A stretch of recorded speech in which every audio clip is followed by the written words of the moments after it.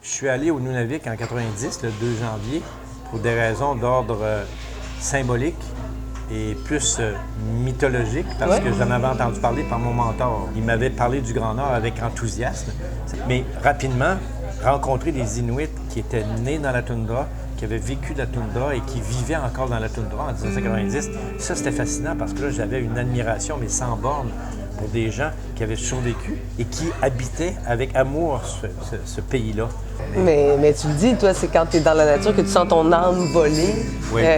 Puis il y a des passages, il y a des poèmes qui sont inclus dans ton journal puis que tu nous livres dans ton récit.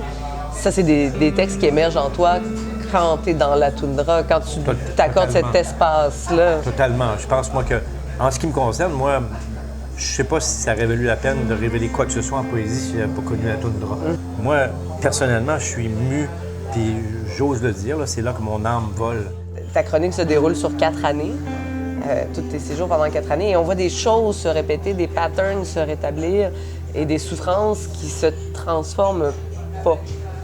Comment on y retourne? Dans quel état tu y retournais, toi? Puis pourquoi, à ce point-ci, après tous ces séjours, tu as eu besoin, là, d'en parler? La souffrance actuelle, qui est d'ordre sociologique, fait en sorte que c'est pas en envoyant plus de soignants, plus de police ou plus de travailleurs sociaux ou plus d'anthropologues qu'on va changer quoi que ce soit à quelque chose qui est d'ordre inuit, qui est inscrit dans une fragilité actuelle. Soigner quelqu'un, c'est le recevoir quand il est en souffrance psychique, mais qu'on peut être une mère, on peut être un gars, on peut être un ranger, on peut être un aîné, puis qu'on peut accompagner avec immense qualité quelqu'un qui est dépourvu. Finalement, le vrai soin de base pour en diminuer cette souffrance-là qui mène à autant de suicides, c'est probablement dans la communauté. Dans le tissu social. Dans le tissu social. J'en parle là-dedans. Moi, je pense qu'une des causes de la souffrance nordique, pas juste chez les Inuits, mais dans toutes les régions isolées du monde, c'est l'accès infini au web qui fait que tu as de l'information de tout ce qui se passe partout, mais que tu n'as pas de moyens. D'intervenir. Tu es totalement sans moyens. C'est que ton champ existentiel est étroit comme ça, mais tes informations sont infinies. Jean, tu parles de personnes au Nord qui sont dans une grande souffrance. Tu parles de gens que tu as côtoyés comme soignants et qui sont en rupture avec leur société, avec le Sud aussi. Qu'est-ce qui pourrait amener à ce que des nouveaux liens ou à ce que une nouvelle force vienne à jaillir? Je pense qu'il y a comme une urgence totale à ce que, avec bien des ressources, les gars, les filles aussi, mais les gars en particulier, reprennent contact avec la toundra. C'est que tout à coup, en l'espace de 70 ans, il y a une rupture tellement totale qu'il y a une catégorie de gars de 19 ans qui vont jamais dans la toundra parce que ça leur tente pas. L'essence même de la civilisation inuite est née de la toundra et dépend de la toundra. C'est que si en l'espace de quelques années, quelques décennies, on est coupé de ce lieu-là, je peux comprendre qu'on soit extrêmement fragile pour plusieurs décennies. Une fois ce dit, je pense que dans les améliorations, dans ce combat contre la fragilité ou la souffrance nordique, bien des avenues sont possibles. Moi, comme homme, j'ai de la misère à penser qu'on peut aller mieux.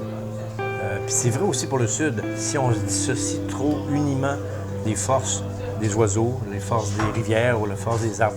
Oui, à être et n'être pas. Moi, je suis content de ce titre-là parce qu'il y a un clin d'œil à Lao Tzu.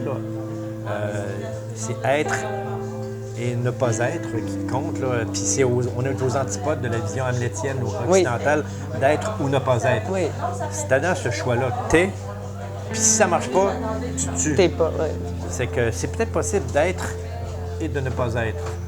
Je trouve que c'est une situation intermédiaire qui est plus saine. Oui. Mais est-ce qu'on reste longtemps dans le non-être? Accepter d'être dans le suspens, ça fait partie de la plus belle des expériences humaines. Chercher la réponse et de ce que l'on est passe par une période où on va... Puis probablement que les êtres les plus créateurs, les plus sains, les plus aimants sont toujours dans le questionnement. Dieu. Dieu tout au bout de soi-même quand éclate l'écorce et que les laves coulent de source. Dieu, des ruptures de glace et des bas-fonds généreux. Dieu tout au bout des chemins, devant l'inéluctable et le rien. Dieu dans les yeux d'un chien fou, dans la gueule d'un phoque assassiné. Dieu, toujours là, mais si absent dans l'éclat des eaux qui craquent. Dieu de tous les froids incandescents, froids mortels immortalisés, frileux, glaciels délirants. Dieu, toujours pareil et si différent dans la musique faite pour les sourds. Dieu de tous les dénûments et du grand démembrement, dans l'agonie des jours bleus et par la voix des amoureux.